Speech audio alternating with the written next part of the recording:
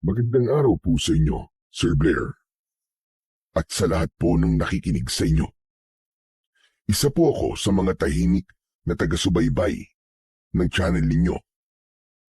Hindi po ko nagpapalampas ng kahit na isang upload, lalo na po kung tungkol sa mga aswang. Kung bakit? Siguro po dahil sa isang bagay na matagal ko ng pilit na kinakalimutan. Isang bagay na nangyari sa amin ng kapatid kong sinuno, na noon ay 8 taong gulang pa lamang at ako naman ay 16. Maaga kaming naulila dahil nasunog ang bahay namin at doon namatay ang aking mga magulang. Mula noon, kami na lang ni Nuno. Namumulot kami ng basura para kami ay mabuhay. Isang araw ay may nag-alok ng tulong sa amin, isang matandang lalaki, at tinanggap naming magkapatid ang tulong na yon. Pero mali ang naging desisyon namin. Nagtiwala kami sa matandang yon, pero dinala lang kami sa isang sitwasyong sumubok sa lakas namin, sa tapang at sa hangganang kaya naming tawirin para mabuhay. Ako nga pala si Jed, at ito ang aking kwento. Malakas ang hangin ng gabing yon. Pabugso-bugso ito, dahilan upang mahirapan ako sa pagtutulak ng kariton namin. Sinulo ang kapatid ko, nasa tabi ko, nakakapit sa laylayan ng aking maruming t-shirt. Medyo nagbabadya na pumatak ang ulan. Bilisan natin maglakad. Baka abutan pa tayo ng bagyo. Kuya, natatakot ako. Saan tayo sisilong? Ang lakas ng hangin eh. Baka bigla tayong liparin. Hindi ka liliparin. Basta humawa ka lang na mabuti kay kuya, ha. Huwag ka mag-alala. Hindi kita pababayaan. Kunting lakad pa. Ay no, may waiting shed dun. Doon na muna tayo. Biglang umugong ang hangin. Lalong natakot ang kapatid ko. Sumiksik siya sa tagiliran ko at nagsimulang manginig ang mga kamay. Sa oras na yon, may mga dahong nagliliparan. Tapos, yung ilang yero sa mga nadadaanan naming bahay, kumakalampag na din. Mabilis ang tibok ng puso ko at natatakot din. Pero hindi ko yun ipinahalata sa kapatid ko.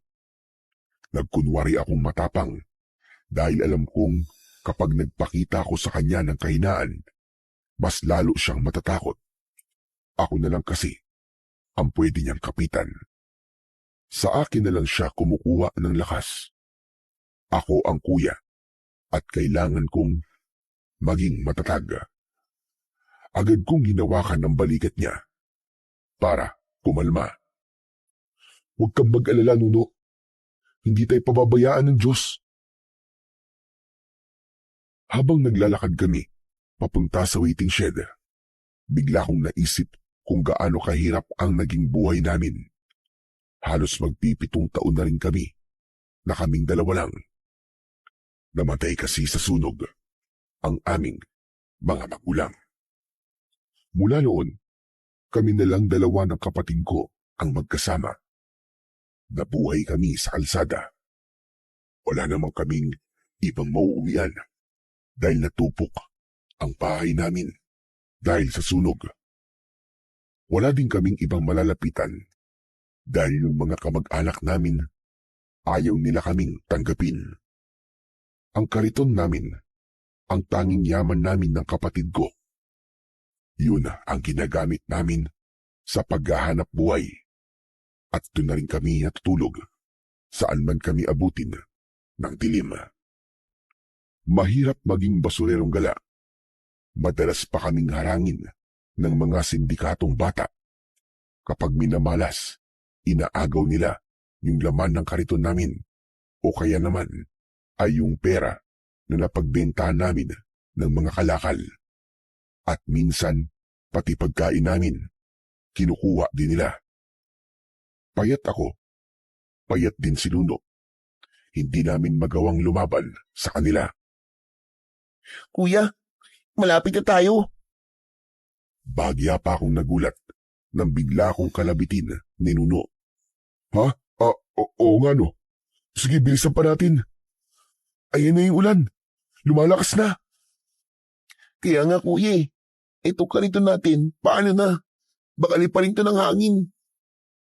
Hindi to liliparin. Mabigat to Nuno. Tsaka hawak ko.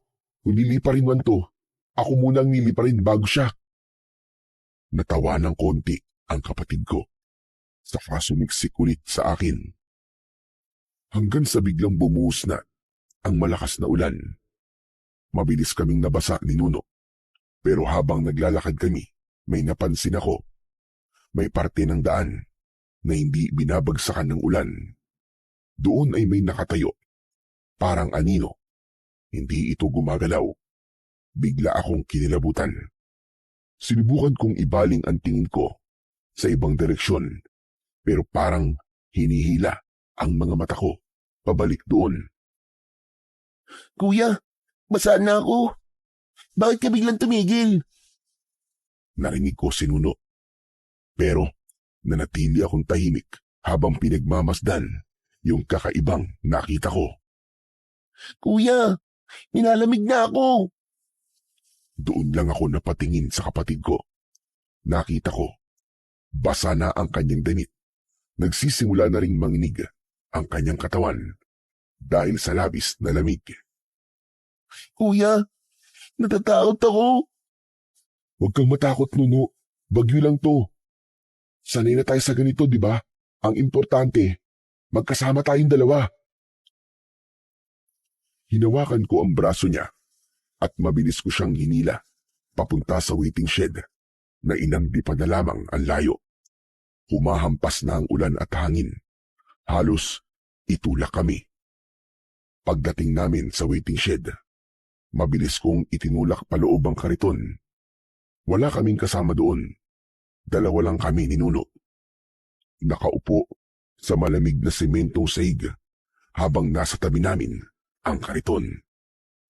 Lalong lumakas ang ulan. Para itong ibinubuhos. Ganon din ang hangin. Parang umuugong.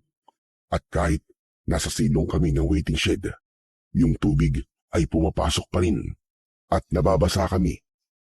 Ang problema pa, pakiramdam ko, anumang sandali ay maaari ng sirain ng bagyo ang bubong nito. Kuya, baka mabuwala tong waiting shed. Hindi yan, Nuno. Matibay to. Dito na muna tayo hanggang sa umina ang ulan. Pero kahit sinabi ko yun, hindi ko maiiwasang tumingin sa paligid. Ang mga ilaw sa poste, nawalan na ng sindi. Tapos yung kalsada, halos di na makita dahil sa lakas ng ulan. Hinila ko si Nuno, palapit sa akin. Nuno, dito ka lang sa tabi ko. Maya-maya pa, biglang may napansin akong kakaiba. Sa di kalayuan, ay nakita ko ulit yung parang tao na nakatayo. Pinilit kong huwag pansinin yun. Nuno, bumikit ka lang muna para hindi ka masyadong matakot.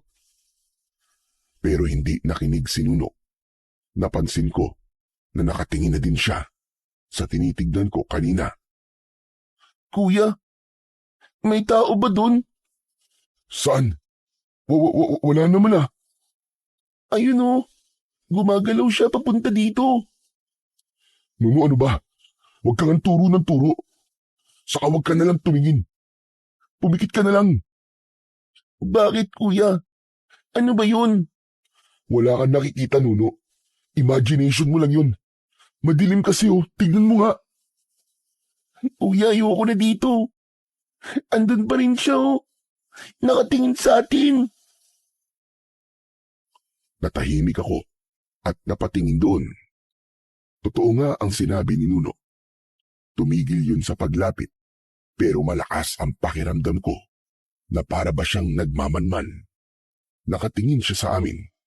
Gusto ko na ring umalis, dahil natatakot na ako. Lalo pat iniisip ko na baka multo yun. Pero natatakot din ako para sa kaligtasan naming dalawa ng aking kapatid. Wala kaming ibang masisilungan, tapos malakas pa rin ang ulan at hangin. Natatakot ako na baka tangayin kami o kaya naman ay mabagsakan kami ng mga sanga o kaya naman ay ng yerong lumilipad. At kung aalis kami, baka mas mapahama kami. Yumuko ako para hindi ko na makita ang nilalang na yon. Dinikit ko ang mukha ni Nuno sa aking dibdib para hindi niya na ito lingunin. Tahimik kaming dalawa ng ilang minuto, pero ilang sandali pa'y bigla na lang may narinig akong kakaiba. May humihinga sa tabi ko. Sobrang lapit. Kinabahan ako. Nanayo na yata lahat ng balahibo ko sa katawan. Tapos biglang may dumikit sa tenga ko, kaya bigla kong napalingon. Paglingon ko, nakita ko na may nakaupo na mismo sa tabi ko. Ah! Multo! May multo! Nabitiwan ko si Nuno sa sobrang gulat. Napaatras kami pareho, pero hindi kami makatayo dahil sa sobrang pagkabigla at takot. Sino ka? Tinitigan ko siya. Isa siyang matandang lalaki na nakasuot ng itim na damit mula ulo hanggang paa. Nakakatakot ang mukha niya dahil yung kalahati nun ay sunog. Parang natunaw yung balat. Tapos yung isang mata niya halos nakaluwa na. At yung ilong hindi na din maayos. Parang naaagnas. Tapos ang natira na lang ay yung butas. Nakatitig lang siya sa amin at hindi nagsasalita. Hindi rin kumikilos. Kaya kaming dalawa ni Nuno, nang magkatinginan kami, sabay kaming napasigaw ng malakas hanggang sa bigla siyang tumawa. Bakit ba kayo sumisigaw? Natatakot ba kayo sa akin? Para sabihin ko sa inyo, tao ko, nakikisilong lang din, kagaya ninyo. Totoo ba yung sinasabi mo? Itinaas ko ang daliri ko at inabot siya. Sa pagdampi ng daliri ko sa hita niya, doon ko napatunayan na di nga siya nagsisinungaling. Oo nga. Tao ka nga. Hindi ka multo. Tama ka. Hindi nga ako bulto. Mukha lang. Tumingin si Nuno sa akin.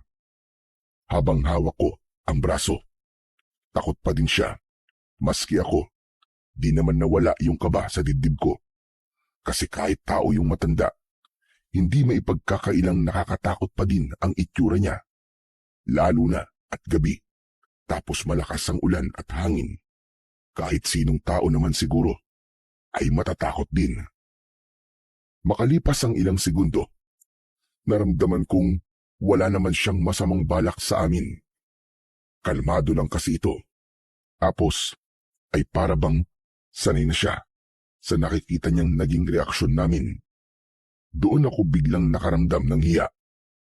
Tumayo ako at muling umupo sa tabi ng matandang lalaki. Hinila ko na rin si Nuno sa tabi ko. Panay ang sulyap niya sa matanda. Okay ka lang ba, Nuno? Huwag ka nang matakot. Tao siya. Hindi siya multo. Tama, kuya mo. Huwag kang matakot sa akin, bata. Hindi naman ako nangagain ng bata eh. O kaya na. Tatlo na tayo makikisilong dito. Grabe. Ang lakas ng bagyo, ano? Malas lang. At dito tayo naabutan. Ay, nako. Hindi kami sumagot ni Nuno. Pinakiramdaman ko pa rin siya. Ilang sandali kaming nanahimik. Tumingin sa amin ang matanda. Saka ngumiti ng kaunti.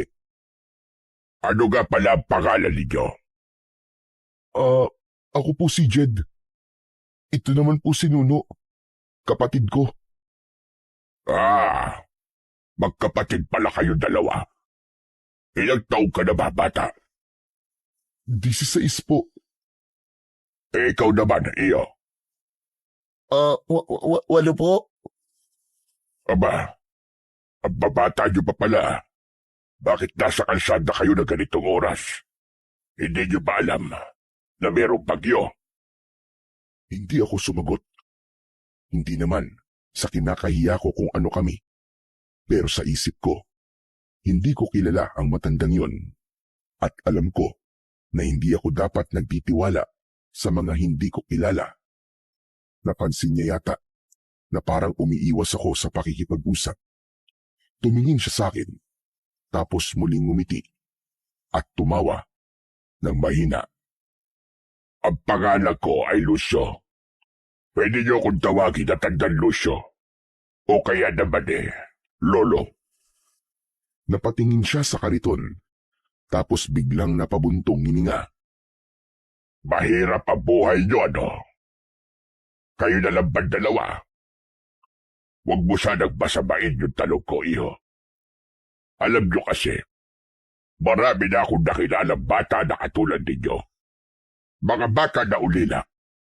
Walang mauwian, walang makasama, at naghahanap buhay para mabuhay sila. Sa sinabi niyang yun, gumaan ang loob ko bigla. Tama po kayo. Ulila na po kami, tatang. At kami nitong kapatid ko, pareho po kaming basurero. Sabi ko na ang hirap naman ng ganyan kaya bata-bata niyo pa. Naaawa ko sa mga katulad ninyo. Maliliit pa, pero napipilitang maghanap buhay.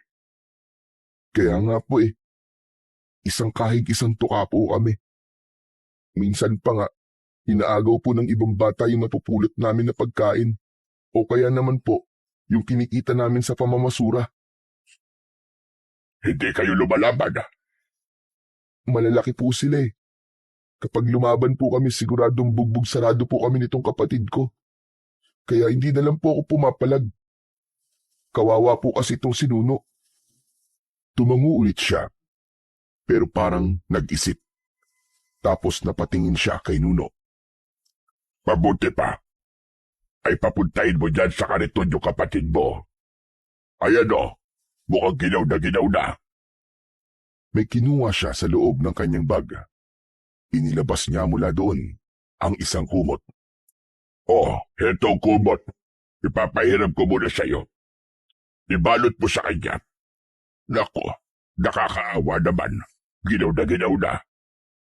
Salamat po. Nuno, sige na. Diyan ka na muna sa loob ng kariton. Tapos subarin mo na lang yung basa mong damit para mabawasan ang ginaw na nararamdaman mo. Sinunod naman kagad ni Nuno ang mga sinabi ko. Unti-unting humupa ang panginginig niya. Nuno? Ayos ka na ba dyan? Oo, kuya. Salamat. Sige na, matulog ka na muna. Babantayan ka na lang ni kuya. Ipinikit na ni Nuno ang kanyang mga mata at sinubukang matulog. Ilang sandali lang, nakatulog na nga ang kapatid ko. Medyo gumaan ang pakiramdam ko sa pagkakataong yun. Tapos biglang umubo ang matanda. Muli akong napalingon sa kanya. Tatang, pwede po ba ako magtanong? Bakit po kayo nandito? Pauwi na sana talaga ako. Pero naabutan ako ng ulan at malakas na hangin. Tapos nakita ko itong waiting shed. Wala na akong pagpipilian kundi tumigil dito. Ganun po ba? Teka, matagal na ba kayo namamashura? Opo, mula po nung namatay yung tatay at nanay namin. Alam nyo, may alam akong lugar na pwede kayo mabunot ng basura. Wala kasi nangungulekta, kaya naiipon. Talaga po? Bakit po walang nangungulekta? Ewan ko ba kung bakit wala. Pero alam mo, kung doon kayo mabubulot, abay wala kayong magiging kaagaw. Wala rin kayong magiging kaaway. Aba, mukhang ayos po dun ah. Eh kung sakali po na mamulot kami dun, meron po bang junk shop na pwede pong pagbentahan? Baka naman kaya walang namamasura po dun dahil wala pong bumibili. Meron. May junk shop sa kabilang baryo. Talaga po? Oo nga. Saka alam mo, maraming nakakalat doon sa tambakan ng mga bakal. Tapos may mga tansu pa ka eh. E di ba mahal yun? Meron din ako mga nakikitang mga baterya, saka mga bote at plastic. Tiba-tiba kayo doon sigurado. Mukhang hindi na nga po kami magugutom ni Nuno kapag nagkataon. Talagang hindi na. Eh paano naman po kami makakapunta doon, Tatang? Pwede ko kayong isabay pag uwi ko bukas. Siguro naman tapos na itong bagyo na ito kinabukasan. O ano? Sasama ba kayo sa akin? Bukas po. Naku plano ko pa pong mamulot dito bukas eh. Kasi alam nyo kapag ganitong bagyo tapos bumaha, doon malaki ang kinikita namin.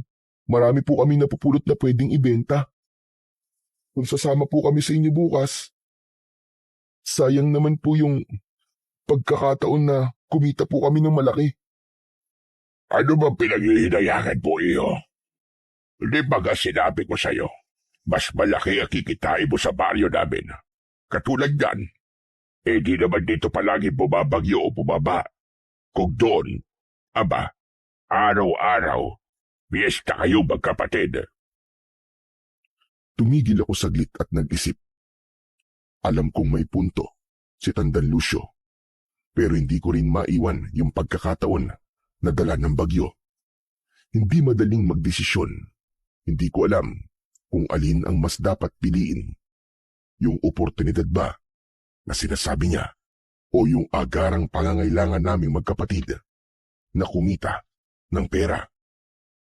O ano? Anong desisyon mo, bata? Sasama ba kayo? Ano po kasi? Alam ko na naguguluhan ka. Pero iyo, bukas na ang uwi ko sa amin. Kung hindi kayo sasabay sa akin, wala lang magtuturo sa inyo ng daan papunta doon. Sayang ang pagkakataon. Ilang beses akong napalunok at hindi ko alam kung ano ang sasabihin ko sa matanda. May kubo rin ako doon. Pwede kayong tumira muna sa bahay ko habang nagsisimula kayo. Talaga po? Patutuloyin niyo po kami sa bahay niyo? Oo. Bakit parang hindi ka yata makapaniwala? Tinitigan ko si Tandan Lucio. Tama siya. Hindi talaga ako makapaniwala at hindi ko lubos na maisip na may taong handang mag-alok ng tulong sa amin ng tirahan. Bigla ako naging emosyonal. Tapos, ang saya ko nang marinig ko yung mga sinabi niya. Matagal na ho kasi kaming pag-alagala sa kalsada, Tatang eh. Wala po kaming lugar na matawag naming amin. Minsan nga po, pakiramdam po namin.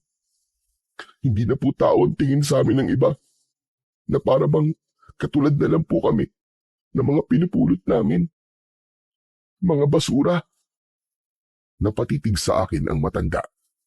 Nakita kong kumunot ang noo niya, pero hindi siya nagsalita. Kaya nagpatuloy ako. Imbis na tulungan po kami ng mga tao, minamaliit pa po kami. May mga pagkakataon pa nga po dati na habang namumulot kami, tinataboy po kami. Yung iba po, hinahagisan pa kami ng mga panis na pagkain o kaya bato. Meron din pong pinagtatawanan kami. Sinasabi na wala daw po kaming pag-asa, na wala kaming mararating kasi tagapulot lang daw po kami ng basura.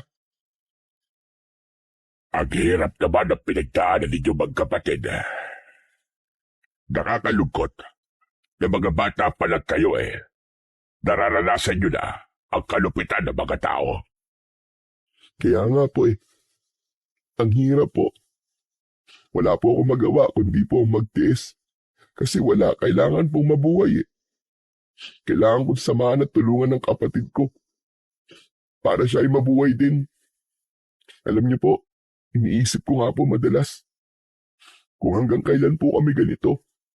Kung may pagkakataon pa ba kaming umahon o hindi na. Tumingala ako sandali. Sinubukan kong pigilan ang aking mga luha. Kaya nung sinabi niyo po na pwede po kaming tumuloy sa inyo, ang una pong pumasok sa isip ko, bakit? Bakit niyo kami tinutulungan? Hindi po ako sanay na may nagmamalasakit po sa amin. Dahan-dahan siyang lumapit sa akin at marahang hinawakan ang balikat ko. Bahaba-haba ang sinabi mo. Halata kong madami ka talagang inanakit sa mundo. Kaya siguro, hindi ka makapaniwala na may mga tao pa rin na marunong magmalasakit. Siguro nga po, Tatang. Alam mo, hindi mo kontrolado ang tingin ng tao, pero kontrolado mo kung paano ka lalaban sa buhay. Kapag naghihirap ka, matuto kang tumanggap kapag may nagbibigay. Hindi naman niya kahinaan eh. Karapatan mo rin matulungan. Kaya tanggapin mo na ang ano ko sa iyo.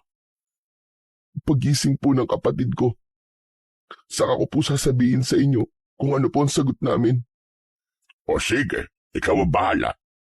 Pero alam mo, doon sa baryo namin, hindi kayo doon ipagtatabuyan.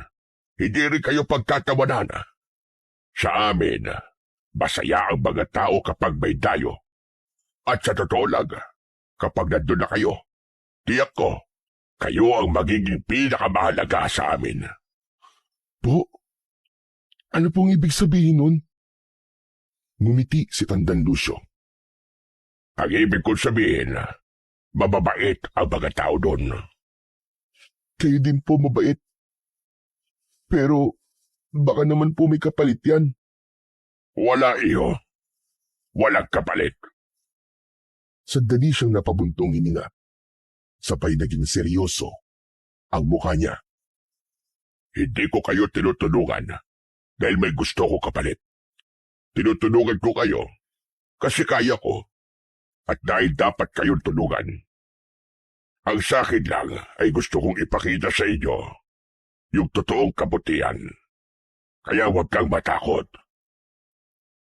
Nang matapos niyang sabihin yon, biglang bumugso ang malakas na ulan at para bang bawat minuto, mas tumitindi ang hampas ng hangin.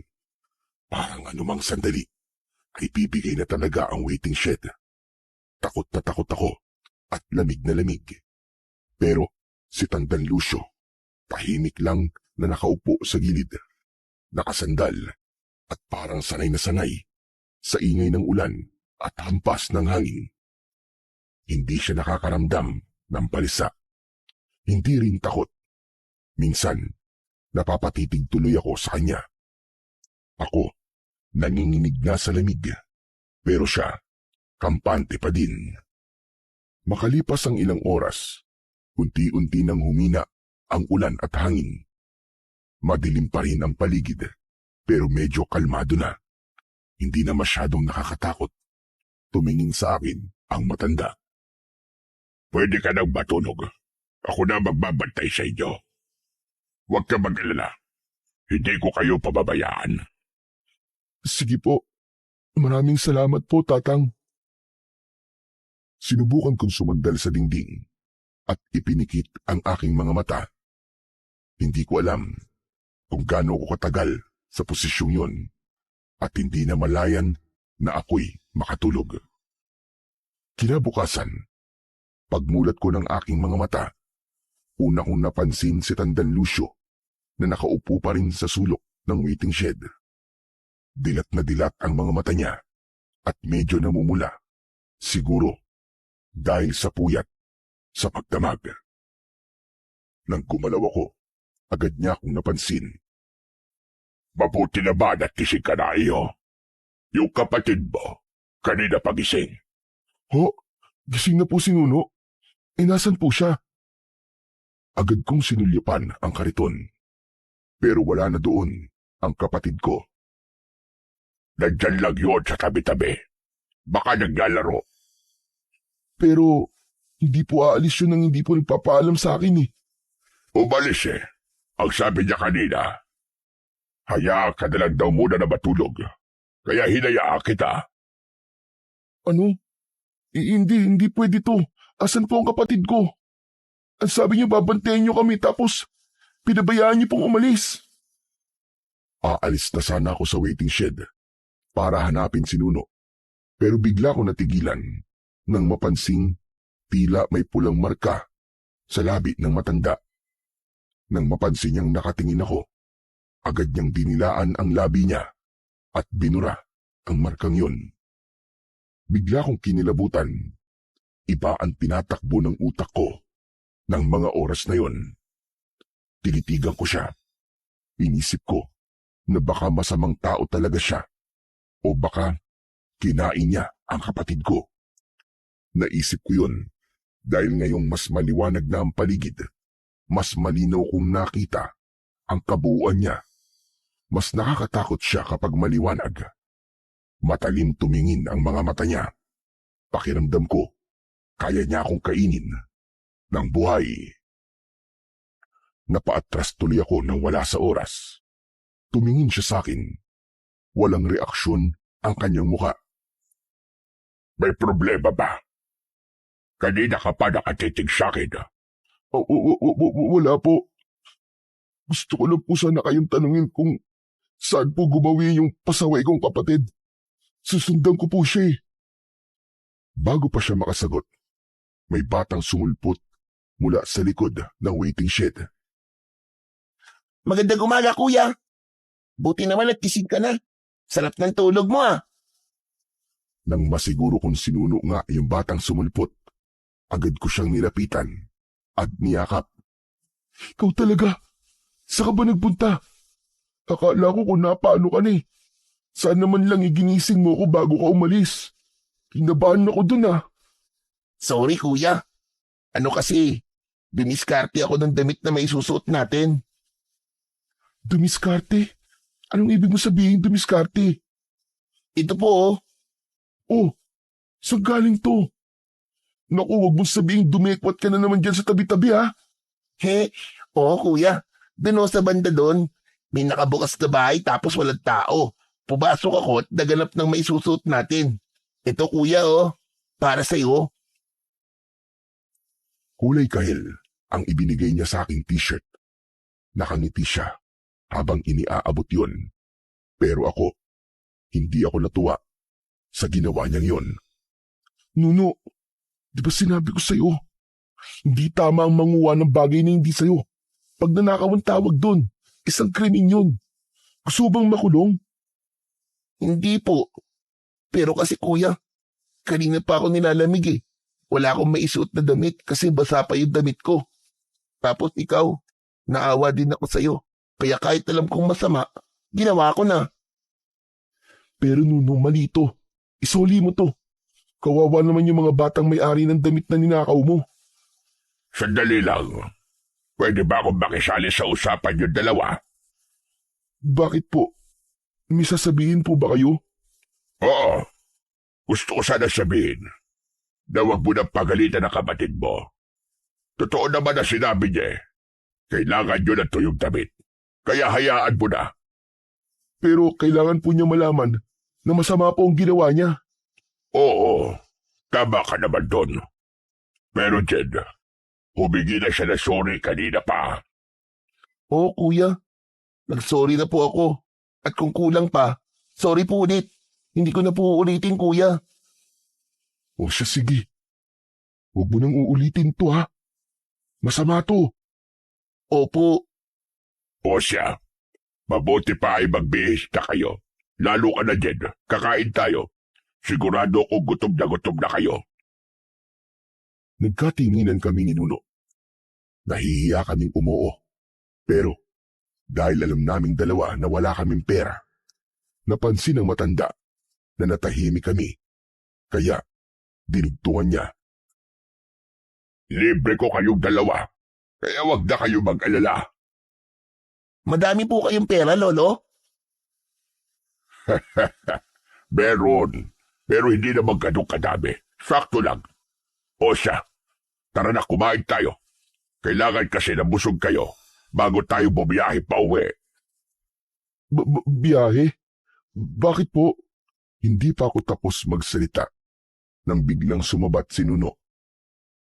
Ako na po yung sumagot, kuya. Sinabi ko po kay Lolo na oo. Ano, Nuno? Bakit ka pumayag kagad? Kuya, huwag na natin tanggihan si Lolo. Kawawa naman eh. Ano? Kawawa? Paano naman siya naging kawawa? Di ba, Lolo? Ang sabi mo kanina, mag-isa ka na lang sa kubo mo, kaya gusto mo kaming isama? Napatingin ako sa matanda. Yun ang sinabi mo sa kanya? Ngunit imbis na sumagot siya, si Nuno ang muling sumabat. Sabi niya sa akin, kuya, kanina, meron daw siyang kasamang apo noon, kaso nagkasakit tapos namatay. Nalulungkot daw siya. Ang sabi pa niya, naaalala daw niya sa akin si Roger. Kung buhay pa daw kasi yun, baka magkasing edad kami.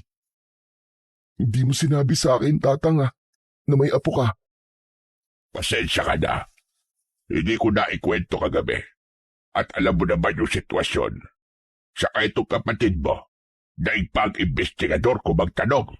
Kaya, sagot na lang ako ng sagot. Sige na, kuya, pumayag ka na. Sumama na tayo kay Lolo. At sabi pa niya, ituturing daw niya tayong tunay na apo. Hindi na tayo mahihirapan. Hindi na rin tayo magiging palaboy kasi may tutuluyan na tayong bahay. At may Lolo pang kasama. Natigilan ako.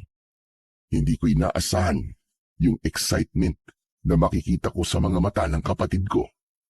Kaya naman, nagdesisyon na ako. Okay na, sige na. Sasama na tayo kay Lolo pag uwi. Halos magtatatalon ang kapatid ko sa tuwa. Para siyang bata na nakatanggap ng regalo na hindi niya inaasahan. Kaya lang, kung sasama kami sa inyo, Lolo, paano po tong kariton namin? Isasakay po ba to sa sasakyan? Dako hindi. Iwanan nyo na yan dito. Hayaan nyo lang may makapulot para mapakinabangan ng iba. Po, hindi po pwede. Yan po ang kabuhayan namin eh. Papalitan ko na lang. May kilala akong magaling gumawa ng mga ganyan doon sa baryo. Magpapagawa tayo sa kanya ng bagong kariton. Masakit para sa akin na iwan ang bagay na yon dahil yon ang naging tahanan namin sa loob ng maraming taon. Medyo napaiyak pa ako pero wala naman akong magagawa. Hindi ko naman maipipilit na dalhin ang kariton. Ilang sandali pa, inakay na kami ng matanda at dinala sa isang karinderya. Malapit din doon sa waiting shed. Pagpasok namin, naamoy ko na kagad yung bango ng lutong pagkain. Pinaupo niya kami at umorder siya ng kung ano-anong ulam. Ilang sandali pa, dumating na yung mga inorder niya at inilapag sa harap namin. Si Nuno, halos hindi makapaniwala nang makita niya yung fried chicken. Ako naman ay napalunok nang makita ang adobo. Masaya ako, hindi lang para sa akin, kundi para na din sa kapatid ko. Sa wakas, sa tinagal-tagal ng panahon, muli kaming makakain ng totoong pagkain. Samantala, nang matapos kaming kumain, tumayo na si Tandang Lucio. O halina kayo. Mahaba pang magiging biyahe natin. Paglabas namin ng karinderya, ay sumakay kami ng tricycle. At nang dumating kami sa terminal, at sumakay ng jeep, halos 1 oras din siguro kaming nakasakay.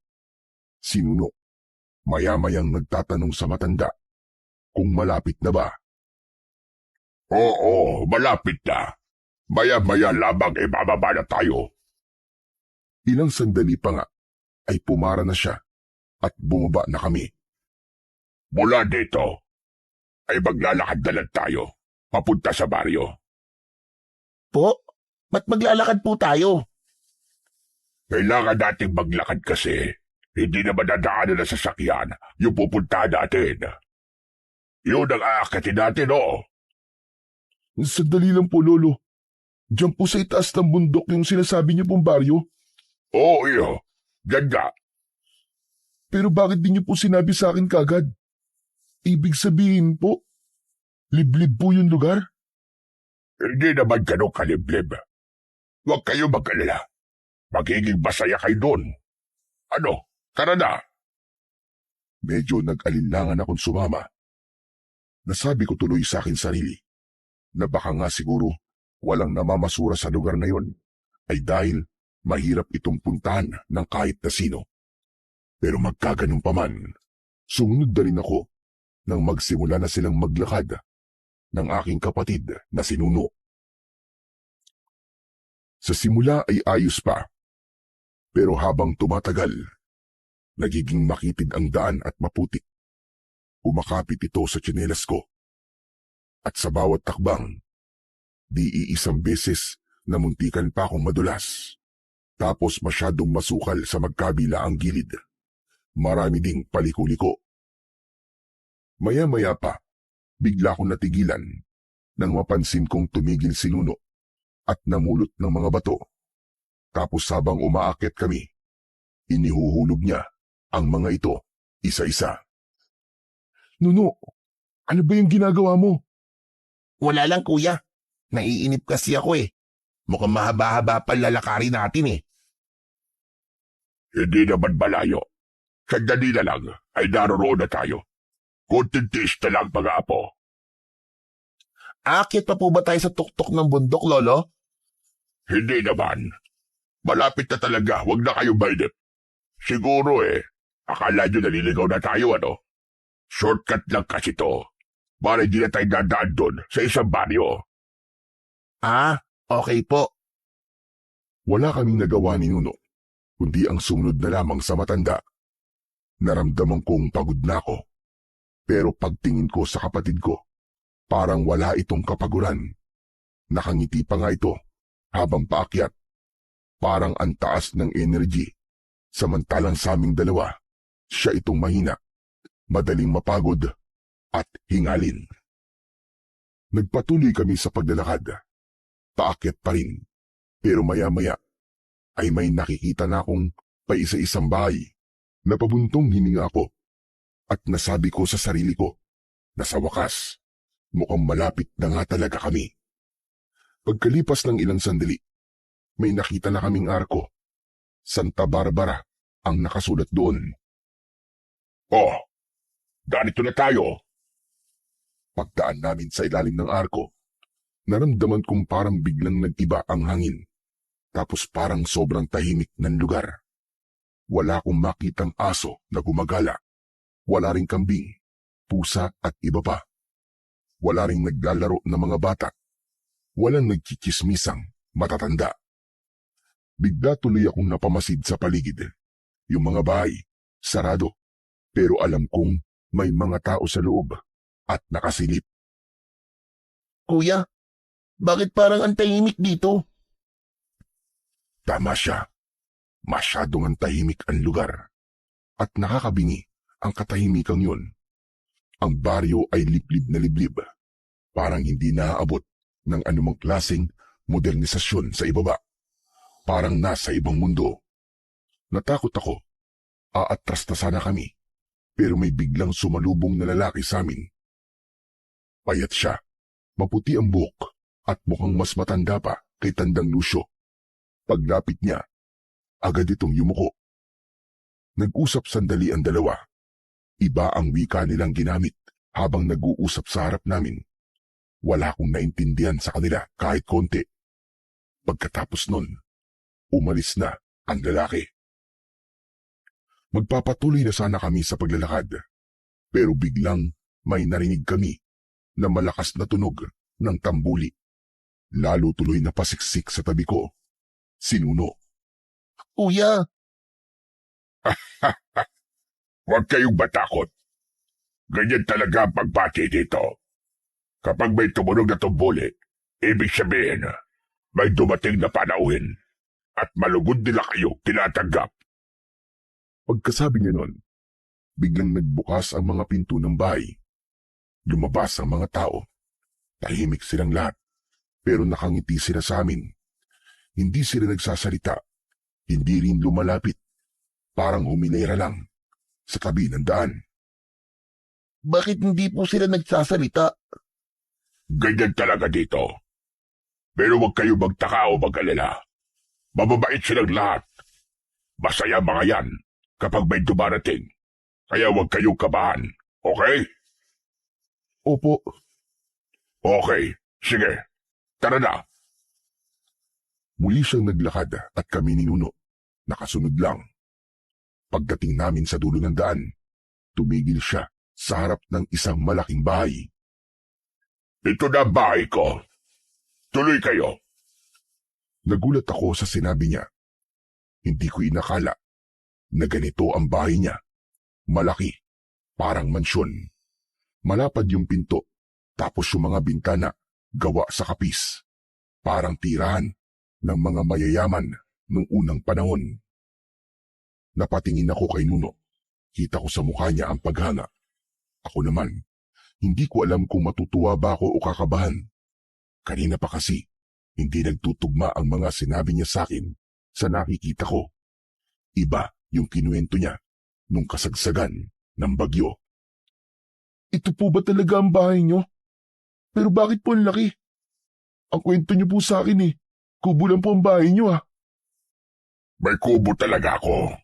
At madalas, doon ako nagpapalipas ng oras. O kaya naman, kapag maalinsangan, doon ako natutulog. Kasi, malamig doon at mahangin. Yung kubo na kinikwento ko sa'yo, nasa bukid ko. Pero ito ang tunay kong bahay. Ang ganda po, Lolo. Di namin akalain na mayaman pala kayo. Tumawa lang ang matanda. Tapos ay pumasok na kami sa loob ng bahay. Ang bahay na ito, parang bahay nyo na rin.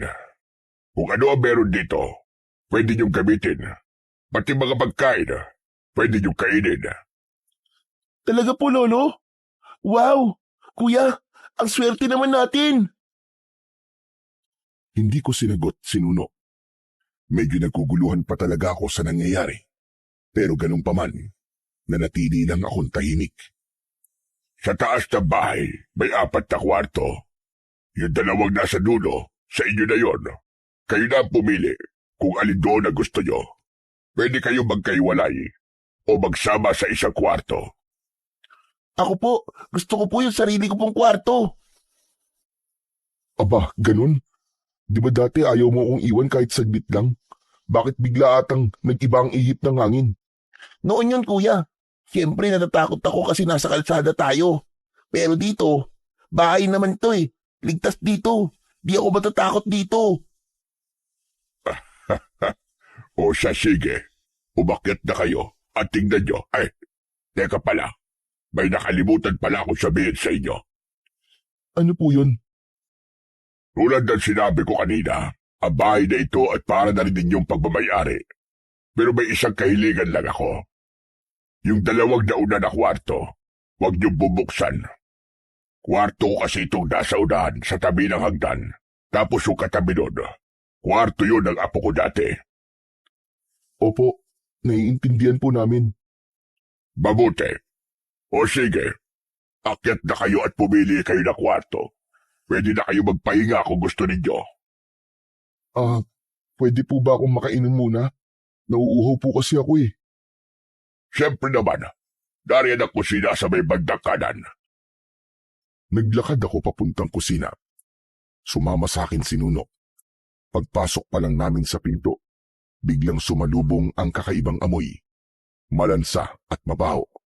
Amoy nabubulok na karne. Kuya, ang baho naman dito. Hinaan mo nga ang bibig mo. Nakakahiya kay Lolo. Baka mamaya marinig ka nun. Biglang may tumikhim mula sa likod. Nakita ko ang matanda na nakatayo sa likod ko. Di ko na malayang nakasunod pala siya. Alam kong narinig niya ang sinabi ni Nuno. Akala ko magagalit siya, pero ngumiti lang siya na para bang walang narinig. Samahan ko na kayo. Darito ang tubigan. Tara, dito kayo. Dinala niya kami sa mismong kusina. Doon mas lalong umalingasaw ang mas tumapang na amoy. Ang baho naman ng kusina mo, Lolo. May patay na daga ba dito? Walang patay na daga dito, Apo. Ang naaamoy ninyo ay pindang na karne. Hayan nakasabit sa taas ng kalan. Medyo may amoy talaga yan kasi di pa masyado napapatuyo sa usok. Halos sabay kaming napatingala ng kapatid ko at nakita namin yung mga piraso ng karne na nakasabit nga sa itaas. Inuuod na ito. Tapos yung iba, gumagalaw-galaw pa. Halos masuka kami ni Nuno sa aming nakita. Huwag kayo bandire. Alam niyo bang napakasarap ng pagkain na yan at mas lalong sumarap pag mas maraming uod, mas malasa at mas malinamnam. Pwede kong iluto ang isa dyan para matikman ninyo. Naku lolo, wag na po. Oo, mga basurero lang po kami at kumakain po ng pagkain na papulot namin sa basurahan. Pero hindi po ako kakain ng pagkain inuud. Nakakasuka po. Ako din po. Ayoko po niyan. Ang baho eh. O siya, ayos lang. Hindi ko kayo pipilitin. Nagulat ako nang bigla siyang tumawa. Hindi ko inakala na hindi siya mapipikon sa inaasal naming magkapatid. Hindi rin siya nagalit. Tradisyonal na pagkain yan dito. Ang proseso ng pagpapausok ay ginagawa para mapreserba ang karne, para hindi ka agad masira. May ganun po? Hala, ngayon ko lang po nalaman yun. Oo naman, Eh bakit hinahayaan niyo po magkauod? Hindi po ba yan nakakasakit ng tiyan? alam mo sa ganyang proseso, normal lang na magkauod. Matagal kasi pinapausukan at pinapatuyo yan dyan. At kapag nagsimula na matuyo ito, nagkakaroon ng bahagi na medyo mabasa-basa. Kaya nagkakaroon ng uod. Karaniwan naman sa mga uod ay mula sa mga insekto sa paligid at natural na nandyan kapag may nabubulok ng organikong bagay. Sa tradisyonal na proseso na yan, normal lang yan. Pero sa tamang pagluluto o pagpapakulo, pagkatapos, ligtas pa rin kainin niyang karne. Ah, ganun po pala. Pero kahit na, di pa rin po kakain yan. Nakakadiri po. Nuno, tama na. Huwag na natin bastusin yung tradisyon nila. Salamat, Jed. Pero wag mo nang pagalitan ng kapatid mo. Ayos ka naman sa akin. O sige na, magpahinga na muna kayo dalawa doon. Ako na muna bahala dito. Yung mga karne, ipapahingi ko na lang sa mga kapitbahay. Tapos ipapalinis ko ito mamaya para bumango. Sige po, pasensya na po ulit lolo ah. Pagkatapos naming uminom, ay umakyat na kami sa itaas. Pagdating namin sa dulong kwarto, sabik na binuksan ni Jed ang pinto. Kulay asul ito. Medyo simple lang yung ayos nito, pero may malaking kama. Parang hindi niya nagustuhan. Nang buksan naman namin yung kabilang kwarto, doon medyo mas maliwanag yung kulay. Tapos may mga drawing yung pader. Meron ding mga nakatambak na ilang laruan. Dito na lang ako, kuya. Sigurado ka? Kaya mo matulog na mag-isa dito? Opo, matanda na ako eh. Iniwan ko na siya doon at ako naman ay bumalik sa mas malaking kwarto. Agad akong nahiga sa napakalambot na kama. Sandaling yun, nakaramdam ako ng saya. Ang lambot kasi, tapos mabango pa. Malayong malayo ito sa dating higaan namin ni Nuno na inilatag lang na kariton sa gilid ng kalsada. Ilang sandali pa, nakatulog na ako. Ilang oras ang lumipas, bigla akong nagising. May naramdaman akong gumalaw sa tabi ko. Pagmulat ng aking mga mata, nakita ko si Nuno. Tulog siya sa tabi ko. Pagtingin ko sa nakabukas na bintana, nakita kong madilim na ang paligid. Oh, bakit nandito ka, Nuno? Akala ko ba doon ka sa kabila? Ayoko na doon, kuya. Maingay. Ha? Anong maingay? Basta kuya, maingay. Ang daming nagsasalita tapos bulong sila ng bulong. Nagtaka ko. Walang ibang kasama si Nuno sa kwartong yun. Subalit nakita kong seryoso ang muka ng kapatid ko. Saka hindi siya marunong magsinungaling. Nuno, ano bang sinasabi nila? Ang sabi, ilang araw na lang daw magkakaroon na naman ng pista dito sa baryong to. Talaga? Bakit parang di ka masaya? Di ba gustong-gusto mo ng piyesta? Nung nasa bayan tayo, palagi ka nagpapadala sa akin sa peryahan. Tapos pangarap natin makasakay ng mga rides, di ba? Opo, kuya. Kaso, hindi raw masaya ang piyesta dito, sabi ng mga bumubulong eh. Paano hindi masaya? Umiiyak sila, kuya. Kasi masakit daw. Masakit? Anong ibig mong sabihin masakit? Hindi ko alam, kuya eh. Basta, naririnig ko lang silang nag-uusap-usap. Kahit hindi ko sila nakikita. Baka naman nananaginip ka lang. Hindi po. Imposible po managinip ako kasi hindi naman ako nakatulog eh. Maingay nga po sila eh. Hindi ko alam kung bakit at paano nagagawang magsalita ng kapatid ko ng mga bagay na ganon. Pero habang nakahiga kaming parehas sa kama, yung dibdib ko, sobrang bilis ng tibok. Magulo ang isip ko. Nakakaramdam na din ako ng takot, pero si Nuno, parang hindi naman. Ilang sandali pa, bigla kong naalala, si Lolo Lucio. Hindi ba nagpunta si Lolo Lucio dito para gisingin tayo? Hindi po. Ang sabi ng bumubulong, wala siya dito kanina pa. Ano? Pero ang sabi niya, di ba, maghahanda siya ng makakain natin? Bakit kuya, nagugutom ka na ba? Medyo pero kaya ko pa naman. Sanay naman tayo sa gutom eh. Kaya nga kuya, ako rin. Hindi naman ako nagugutom. Kung ganun, itulog na lang natin to. Umikit na ang kapatid ko. Samantalang ako, nanatiling nakatulala sa kisame. Hindi pa man nagtatagal. Narinig ko na siyang umihilik. Medyo natawa pa nga ako dahil kabilis niyang nakatulog. Kinuha ko ang kumot. Naramdaman ko kasing medyo malamig, kaya balak ko siyang kumutan. Ngunit nang ilalagay ko na, may napansin akong nakalagay sa kanyang leeg. Isang kwintas na gawa sa balat ng hayop. Dahan-dahan kong hinila yon mula sa loob ng kanyang t-shirt. May palawit ito na parang buto, pero matigas. Natigilan ako.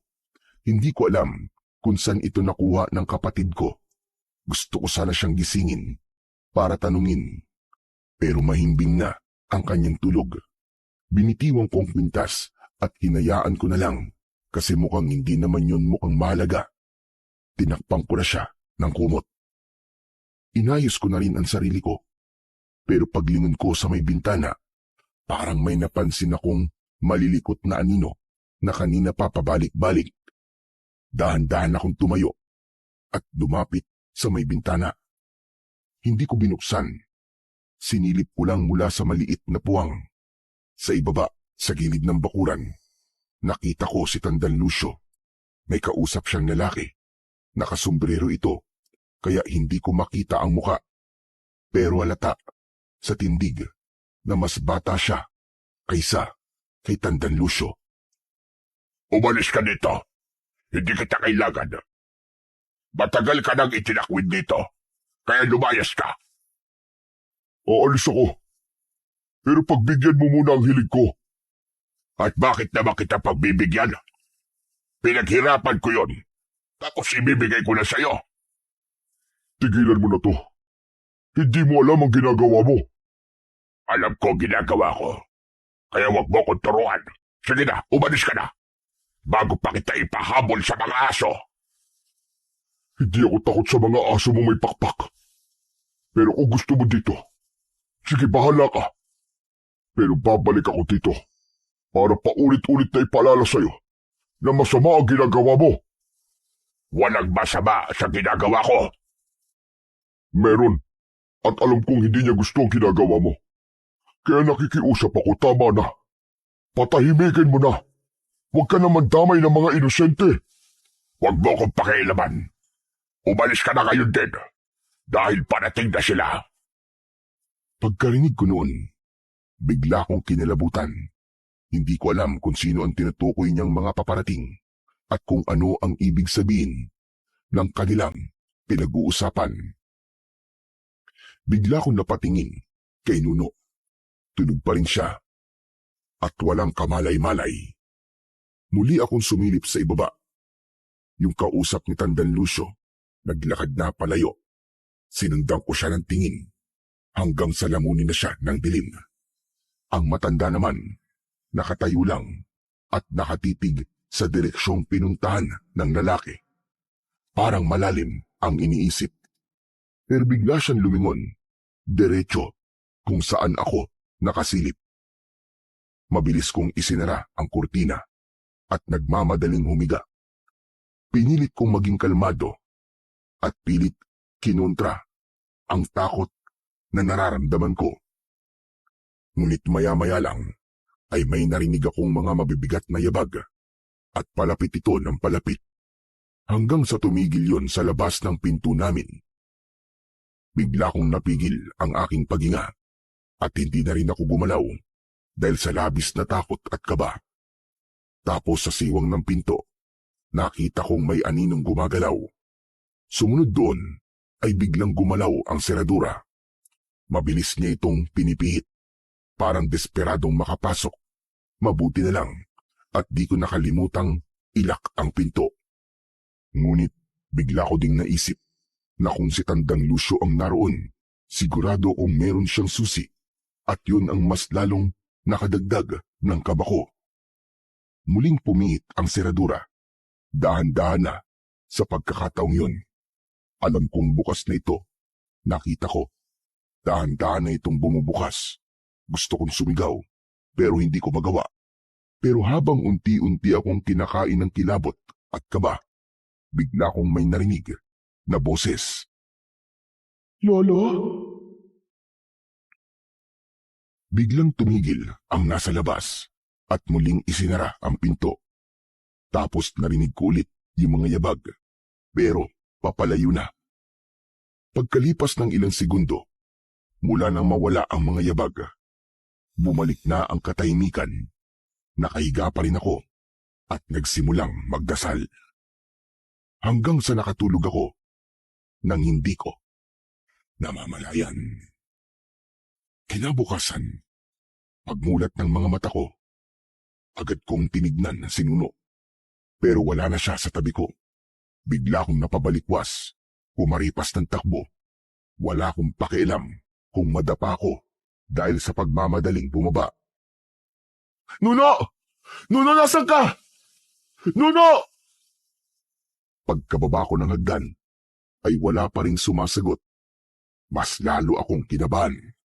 Sa isip ko, baka mamaya ay may masamang nangyari na sa kanya habang tulog ako. Naisip ko, baka kinuha siya ni Tandang Lucio. Nuno! Nuno! Kuya, nandito ako! Bigla akong napahinto. Pagtingin ko sa may papuntang kusina, nandun ang kapatid ko, nakatayo, nakangiti. Magulo pa ang kanyang buhok. Pagkakita ko sa kanya, para akong nabunutan ng tinik sa aking dibdib. Diyos ko, andiyan ka lang pala. Buti naman. Oo kuya, kumakain na ako eh. Pasensya ka na, di na kita ginising kanina kasi ang sarap ng tulog mo eh. Nagugutom na ako, kaya nauna na akong bumaba. Ganun ba? Bago pa muling makasingit, si Nuno. Lumitaw sa likuran niya si Tandang Lucio. Halatang bagong gising din ito. Halina, sumabay ka na sa amin kumain. Muli nang pumasok ang dalawa. Agad naman akong sumunod.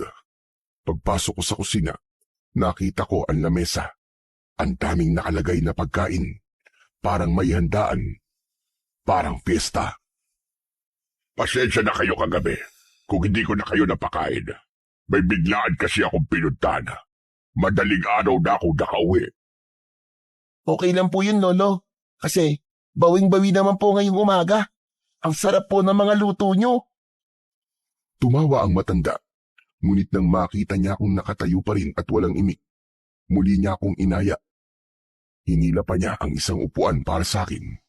Dahan-dahan akong umupo habang ang mga tingin ko nakatutok kay Nuno na punong-puno ang bibig na kumakain.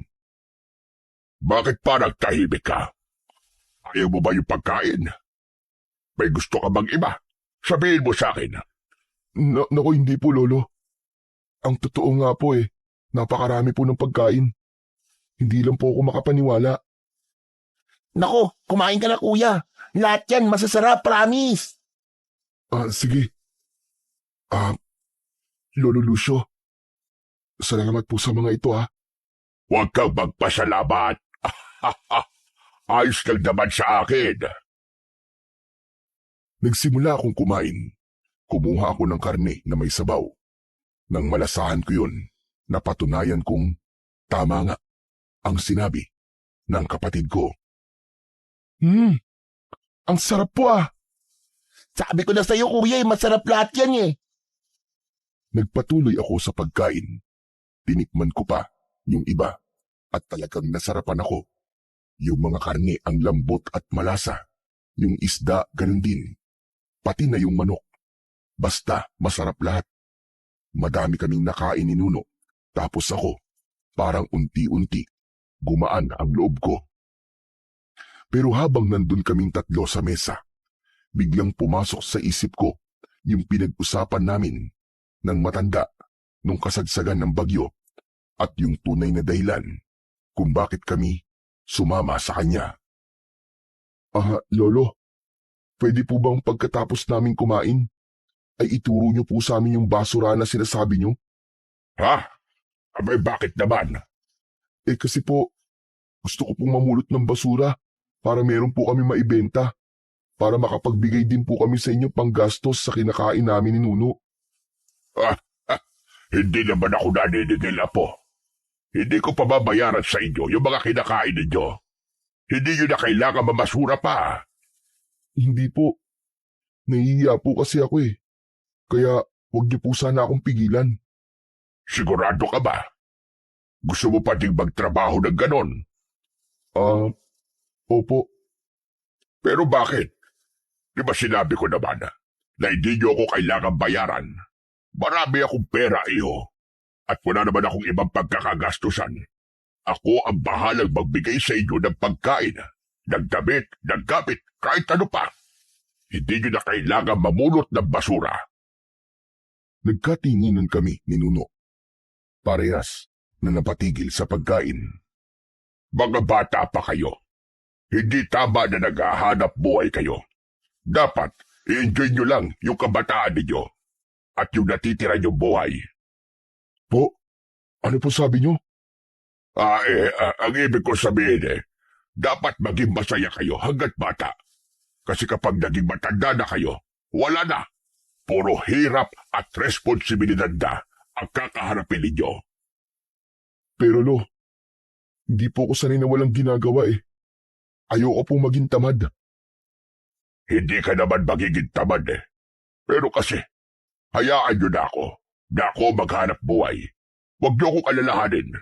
Hindi nyo kailangan magtrabaho para sa akin. Kayo dapat ang inaasikaso. Hindi kayo ang nag-aasikaso. Tumahimik ako.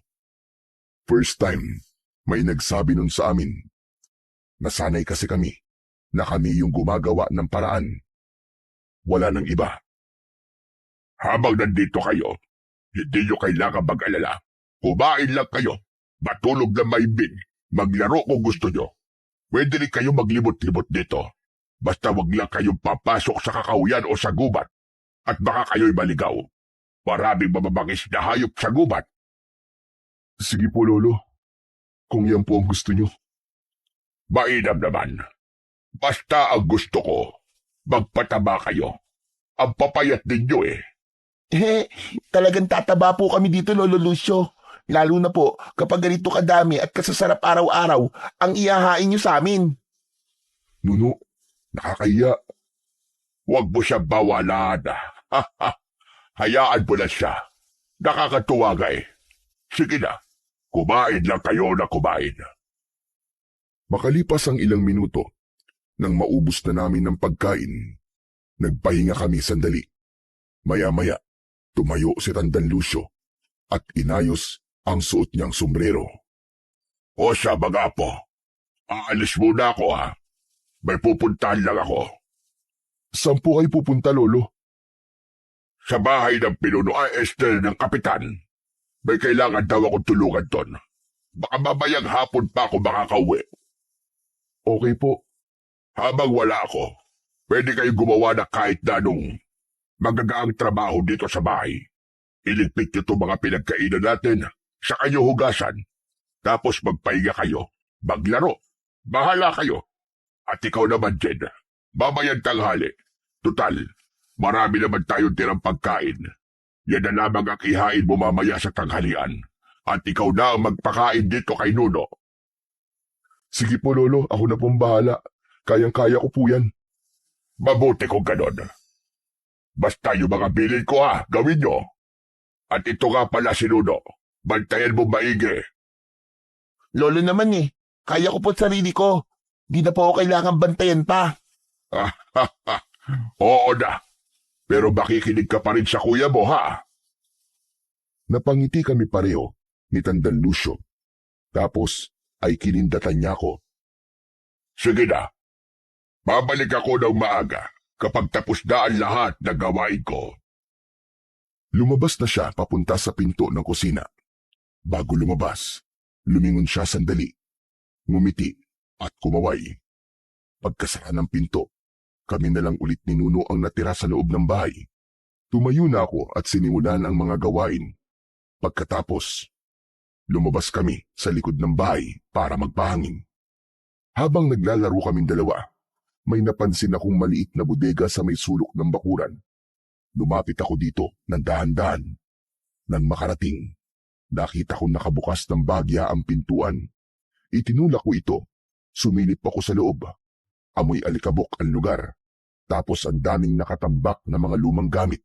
Sirang upuan, lumang kaldero, sandok, mga bakal, bote, at marami pang iba. Naisip ko tuloy na baka matuwa si Lolo Lucio kung lilinisin ko ito. Kuya, anong ginagawa mo dito? Ano ka ba? Bakit bigla ka nalang lumilitaw? Hala, hindi naman kita ginugulat Nagtatanong lang naman ako. Ano ba kasing meron dito? Wala, basura lang to. Pero iayos natin para matuwa sa atin si Lolo Lucio. Sige kuya, tutulungan kita. Nagsimula na kaming maglinis, nagwalis, nagayos ng kalat, tinanggal yung mga alikabok sa mga kahon. Pero si Nuno, laro lang ng laro. Habang naglilinis, bigla niyang sinubukang gawing helmet yung isang lumang kaldero at yung palanggana naman ay ginawa niyang kalasag. Kuya, tignan mo. Para akong isang kawal ngayon. Aba, ayos yung costume mo Ang galing. Kaya lang parang may kulang. Ha? Anong kulang? Wala akong sandata Tumingin siya sa paligid. May napansin siyang kumislap na bagay sa isang sulok ng bodega. Nilapitan niya ito at tinugot. Isang sibat yun na parang sakto lang na pambata. Anong masasabi mo kuya? Ayos na ba? Kompleto na. Oo, kompleto na nga. Pero mag-iingat ka dyan sa matulis na bagay na yan Delikado yung paglaruan. Opo, mag-iingat po ako. Nagsimula siyang maglaro at magpaikot-ikot sa loob ng bodega. Pero maya-maya lang ay bigla niyang inihagis ang sibat. Naku po, huwag mong ihagis yung sibat. May kalaban kasi kuya Ano? Anong kalaban? Naglakad ako ng mabilis para makalapit sa sibat niya. Pupulutin ko na sana yon, pero nagulat ako nang makita kong may tinamaan siyang hayop. Isang ahas na may kamandag. Nagtataka ko kung paano niya nagawang maibato at tamaan sa ulo ang ahas na yon. Kayong unang beses pa lang naman siyang nakahawak ng sibat. Mabuti naman at nakita mo. Naku, makamandag pa naman na ahas yan. Mabuti na lang at di tayo nakagat. Salamat, Nuno Tahimik lang siyang nakatingin sa hayop. Tapos, tahimik lang din niyang hinugot ang sibat at muling bumalik kung saan siya dati na para bang walang nangyari. Binitiwan ni Nuno lahat ng nakasabit sa kanyang katawan. Namulot siya ng isang bagay. Kinuha niya yung lumang kahon at inupuan. Ginawa niyang tangki daw. Tapos yung mga plastik na bote naman, hinawakan niya at ibinato. Mga pampasabog daw yun. Kuya, tignan mo. Ang dami ko pang granada dito, oh. Yeah! Oo. Ingat sa mga bato. Baka mamaya matamaan ako niyan eh. Hindi ako kalaban ha. He, hindi naman totoong granada, kuya eh. Napangiti ako. Yung tawa ng kapatid ko talagang nakakahawa. Ang saya-saya niya. Hindi na muna ako kumilos. Naupo ako sandali habang pinapanood siya. Ang kulit niya, pero nakakatawa pa rin. Pero biglang pumasok sa isip ko yung mga kasama naming bata noon sa kalsada. Alam mo bang kaya kong gumawa ng totoong pampasabog, Nuno? Napatigil si Nuno. Hawak pa yung plastik na bote sa kanyang kamay. Ha? Talaga, kuya? Paano? Nakita ko nun sa tambakan. Gumagawa sila ng mga pampaingay kapag bagong taon. Tapos yung iba naman, ginagamit kapag may trouble. Ayos yung kuya. Gawa tayo ng ganun. Huwag, delikado yun. Baka makasunog tayo o kaya naman makasakit ng iba. Hindi, kuya. Gusto ko talaga ng ganun. Saka magagamit natin yun. Nuno, huwag kang makulit. Bawal yun. Kunwari ka lang pala na alam mo pero hindi naman pala. Niyayabangan mo lang pala ako. Hindi Alam ko talaga gumawa ng ganun. Yung mukha niya, parang hindi naniniwala. Dahil ayaw ko ring mapahiya at masabihang mayabang lang. Pumayag na rin ako. O sige, pero sa isang kondisyon tulungan mo muna ako maglinis dito. Tama na ang laro mo. Agad siyang tumayo. Mabilis na inayos yung mga bote sa isang sulok. Ako naman, sinimulan ko ng itayo yung mga kahoy at isandal sa pader. Nagpatuloy kami hanggang sa hindi na namin namalayan na nalinis na namin yung buong lugar. Kuya, gutom na po ako. Ako rin Sige, tara na. Kumain na muna tayo. Pero mamaya, kuya, babalik tayo para gawin yung pampasabog. Oo na. Sige, tara na. Ngumiti siya ng malaki, yung tipong para siyang nanalo ng premyo. Ilang sandali pa ay lumabas na kami sa bodega at pumasok sa loob ng bahay. Umupo na kami sa mesa. Pagkatapos, dali-daling sinimulan ng pagkain. Habang kumakain, halata kong masayang-masaya si Nuno. Panay ang ngiti niya at paulit-ulit na sinasabi na sabik na siyang gawin yung pampasabog. Ilang sandali pa, tapos na kaming kumain. Kuya, pwede na ba? Andali lang muna, Nuno. Kailangan muna natin ng mga gamit. Maghahanap muna ako kung meron dito. Sige po, kuya. Pagkatapos ko magligpit at maghugas ng pinagkainan namin, naghanap na ako ng mga kasangkapan na pwedeng magamit. Ang saya lang kasi, nahanap ko lahat ng mga gamit sa loob ng ilang minuto lang. Ayos na to, Nuno. Bote na lang ang kulang. Yay! Tara na, kuya. Gawin na natin. Pagdating sa bodega, agad na naming sinimulan ang paggawa. Gamit ang mga nakuha ko, unti-unti ay nakagawa kami ng improvised na bomba. Pero yung mga pampasabog na yon, mahihina lang. Hindi naman yung malakas at talagang nakakapinsala, kundi ka naman direktang tatamaan. Subukan na natin, kuya. Kung talagang sasabog ba to? Sigurado ka? Hindi ka natatakot? Hindi, kuya. Oo, sige na. Pero isa lang kasi baka maabutan tayo ni Lolo dito. At makita niya itong ginagawa natin, malalagot talaga tayo. Opo, kuya. Sige po. Tumingin muna ako sa paligid bago ko ituloy ang kalokohan namin. Doon kami pumesto sa lugar na malinis. Ano, game na? Oo, kuya. Sige na. Sindihan mo na. Medyo kinakabahan ako ng konti. Pero dahil sa sobrang excitement ng kapatid ko, itinuloy ko na. Sinindihan ko yung ginawa naming bote na pampasabog. Pagkapitik ng posporo at makita kong nagliyab yung mitya, mabilis ko yung itinapon sa lupa. yung malayo sa amin. Isang mahinang pagsabog ang nangyari, pero sapat na yon para mapasigaw si Nuno. Wow, kuya! Ang galing! Parang totoong paputok nga! Grabe ang astig mo! Tumalon-talon pa siya sa sobrang tuwa at halos hindi matapos-tapos kakapalakpak. Ang lupit mo, kuya! Grabe! Pwede pa siguro tayo magpasabog ng madami. Isa lang ang sabi ko, di ba? Tama na yun. Baka biglang umuwi si Lolo at makita niya yan. Lagot talaga tayo pareho. Oo nga pala. Sige na nga. O ikaw huwag mong gagalawin yung mga nakatago sa bodega na ganito Delikado kung ikaw lang ang maglalaro nun. Kailangan palagi mo akong kasama, naiintindihan mo ba? Tandaan mo, kapag nahuli tayo, pagagalitan tayo at baka paalisin pa tayo dito. Oo, kuya. Susundin kita. Huwag ka mag-alala. Promise. Cross my heart. Mabuti kung ganun. O tara na, iligpit na natin itong mga to at pumasok na tayo sa bahay. Gusto ko magpahinga. Tulog muna tayo. Okay, kuya. Tinapik ko siya sa ulo. Natatawa na lang ako sa sobrang saya niya. Tapos, niligpit namin yung mga gamit at siniguro naming walang bakas na maiiwan sa ginawa naming kalokohan. Habang papasok kami, pabalik ng bahay, panay pa rin ang pagsasabi niya na magaling ako, na astig ako, at bilib na bilib siya sa akin. Pumasok na kami ng bahay. Pag-akyat namin sa hagdan at matapat sa pangalawang kwarto, tumigil si Nuno. Kuya, ano kayang nasa loob niyan, no? Ewan, wala naman tayong pakialam dyan Hindi gumalaw ang kapatid ko. Parang may pinakikinggan at pinakikiramdaman siya sa loob ng kwartong yon. Kuya, ang ingay sa loob parang may umiiyak. Hindi kaya may nakakulong dyan? Tulungan natin. Anong ingay?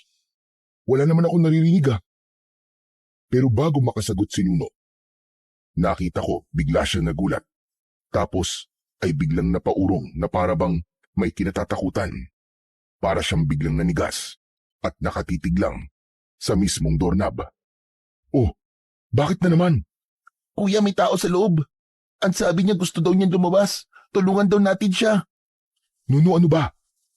Kanina pa kung ano sinasabi mo Wala naman ako naririnig Saka di ba, ang sabi sa atin ni Lolo Lucio, huwag natin papasukin o pakikialaman yung kwarto na yan. Hindi na kumibo si Nuno. Hinawakan ko ang kamay niya at hinila siya papalayo. Tara sa kwarto natin, pagod na ako. Tahimik na sumunod sa akin si Nuno. Pagpasok namin sa kwarto, agad kong isinara ang pintuan. Humiga kami pareho at kahit hindi kami nag-uusap, ramdam ko ang takot niya. Tapos tinakpan niya ang sarili niya ng kumot. Napabuntong hininga na lang ako at pinabayaan siya. Maya-maya, nakaramdam na ako ng antok, kaya ipinikit ko na ang aking mga mata. Makalipas ang ilang sandali, nagising ako nang makarinig ako ng isang malakas na sigaw. Pagtingin ko sa tabi ko, wala si Nuno. Tapos narinig ko ulit yung sigaw. Si Nuno yun. Agad akong tumayo at tumakbo. Pagtapat ko sa kwartong pinag-uusapan namin kanina, nakita ko yung bukas. Doon galing yung sigaw at yung iyak na naririnig ko. Nuno, andiyan ka ba sa loob? Subalit walang sumagot. Dahan-dahan akong lumapit sa may pinto at sumilip. Nakita ko ang kapatid ko na nakatalikod. May kung anong tinatanaw mula sa loob. Mabilis ko siyang nilapitan. Nuno, ano ba? Ba't ka nandito? Di ba sabi ko naman sa'yo bawal tayong... Bigla akong natigilan. Nang pag-angat ng mukha niya, nakita ko hindi siya si Nuno. Ang nakatalikod kanina ay isang naaagnas na bangkay. Daan-daang umikot ang mukha niya na di man lang gumagalaw ang kanyang katawan. Ang isang mata niya nakalubog at yung isa naman ay maputi, walang itim. May kumikislot na bulate sa loob ng butas ng ilong at sa sugat niya sa pisngi. Ang damit niya, butas-butas at puno ng tuyong dugo. Dikit na dikit ito sa katawan dahil sa pagkabulok ng laman at yung amoy, masangsang at nakakasuka. Walang pinagkaiba sa amoy ng pinatuyong karne sa kalan na una naming nakita ni Nuno sa kusina. Nang bumuka ang bibig nito, Nanigas ang tuhod ko. Ang ungol niya parang galing sa ilalim ng hukay. Hindi ako nakakilos dahil sa labis na takot. Hindi rin ako makasigaw, pero yung utak ko, panay ang dasal, na sana matapos na ang pananakot sa akin ng nilalang na yon. At dun ko naramdaman na may kamay na malamig na humawak sa balikat ko mula sa likod. Kuya, Paglingon ko, nandoon si Nuno. pasaway ka kuya. Anong ginagawa mo dito? Di ba sabi mo bawal tayong pumasok dito? Muli kong tinignan yung multo na nasa aking harapan, pero wala na ito doon. Ang nakita ko na lang ay yung isang bata na nakahiga sa kama. Hindi ito gumagalaw. Sino yan kuya? Buhay pa ba yan? Hindi ko alam eh. Tara kuya, tingnan natin. Ayoko sanang gawin yung sinabi niya, pero mabilis na nakalapit si Nuno na hindi ko namamalayan. Tunay ng isang bata ang nakahiga doon, pero matigas na siyang bangkay. Sa tabi niya ay may mga nakalagay na iba't ibang kakaibang bagay. Sa kama ay may nakatabing isang maliit na tukador.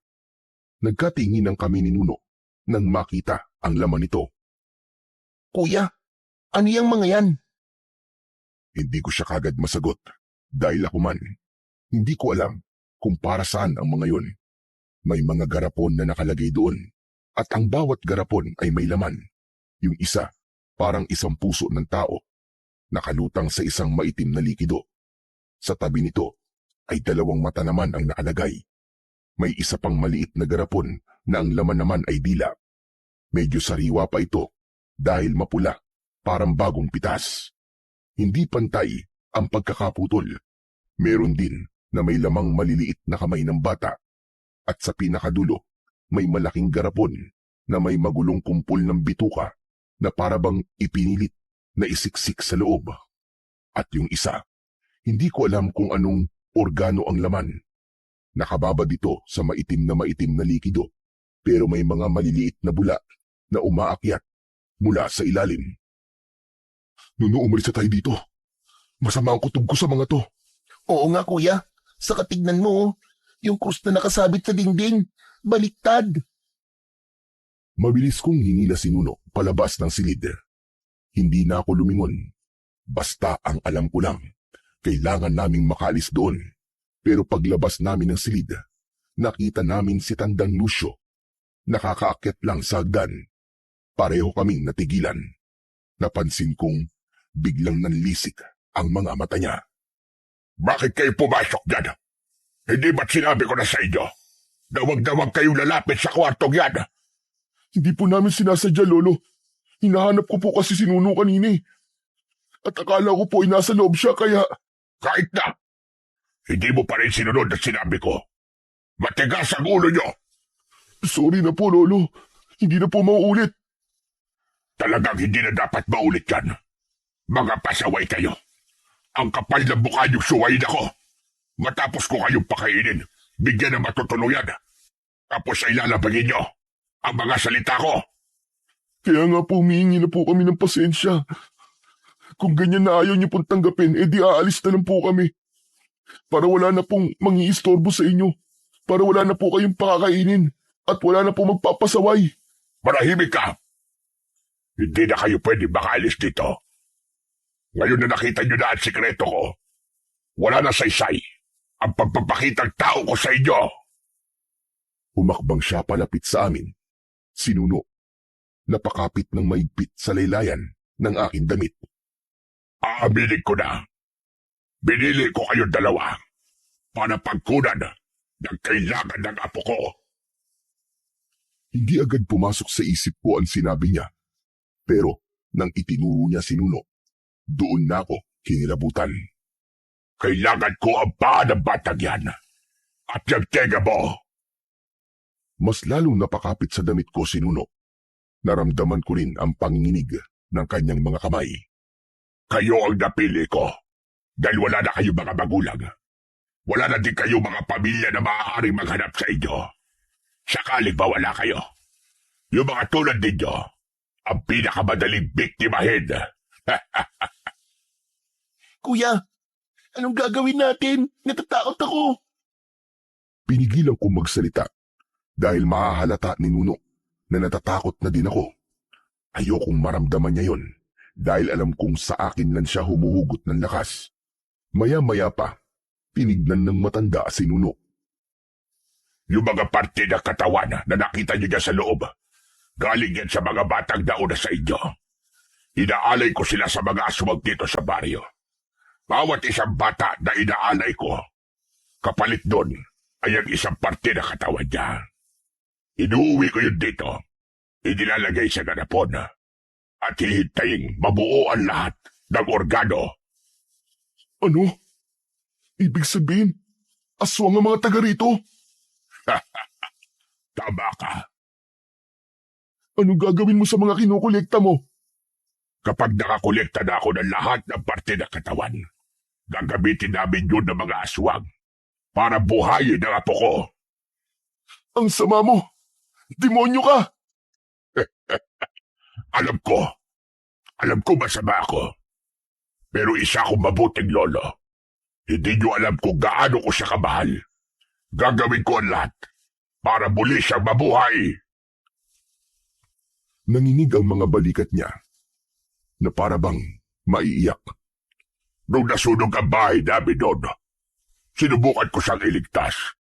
Wala na akong pakialam noon masunog man ako, kahit mamatay man ako. Basta mailabas ko lang siya. Pero huli na ang lahat. Kasalanan ko ang lahat. Dapat ako na lang ang namatay at hindi siya. Biglang humakbang siya palapit sa amin. Kaya hindi ako titigil hanggat hindi ko siya naibabalik. At para magawa yon, kailangan ko ang katawan ninyo, ang paa ni Nuno, at yang mga tega mo. Pagkasabi nun, ay agad siyang sumugod palapit sa amin ng kapatid ko. Napansin ko na puntirya niya si Nuno. Nuno! Atras! Muntik na siyang mablot ng matanda. Mabuti na lang at mabilis ko siyang sinipa sa tuhod niya. Umangal siya sa sakit at napaluhod.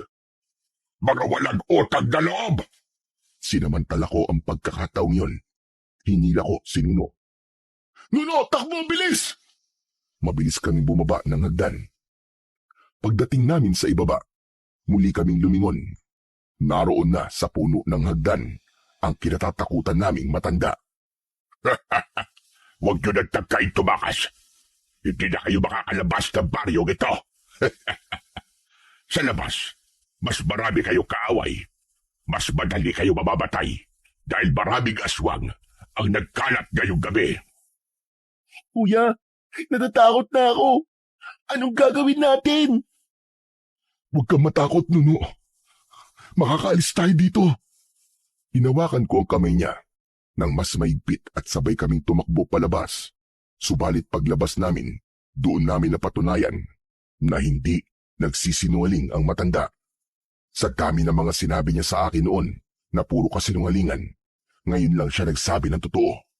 May aswang nga sa baryo. Kuya, tignan mo doon sa may puno. Napatingin ako sa itinuro niya. May nilalang nga doon na nakasabit ng pabaligtad. May malalaki itong pakpak. Mapupula ang mga mata nito nang diretsong nakatingin sa amin. Kuya, hindi yung tao. Alam ko, Nuno. At sa sandaling yon, gumalaw ang nilalang. Pasugod sa amin. Ah! May aswang! Bumitaw si Nuno at mabilis siyang tumakbo palayo. Nuno! Hintayin mo ako!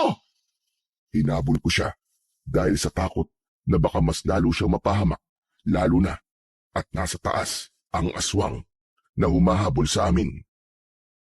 Pero hindi nagpapigil ang kapatid ko hanggang sa nakita kong papunta pala siya sa may bodega. Binuksan niya agad ang pinto at dumiretso siya sa loob. Sumiksik sa mga kahon. Agad akong sumunod at mabilis na isinara ang pinto. Narinig ko ang malakas na pagaspas ng pakpak sa itaas. Paikot-ikot yun na parabang naghahanap ng mapapasukan. Madilim sa loob ng bodega pero biglang may lumiwanag. At ito ay yung kwintas na suot ni Nuno. Umiilaw ito ng kulay asul Mahina, pero sapat para makita ko ang muka ng kapatid ko at yung ibang bagay na malapit sa kanya. Hala, bakit umiilaw yung kwintas mo, Nuno? Ewan ko po, kuya.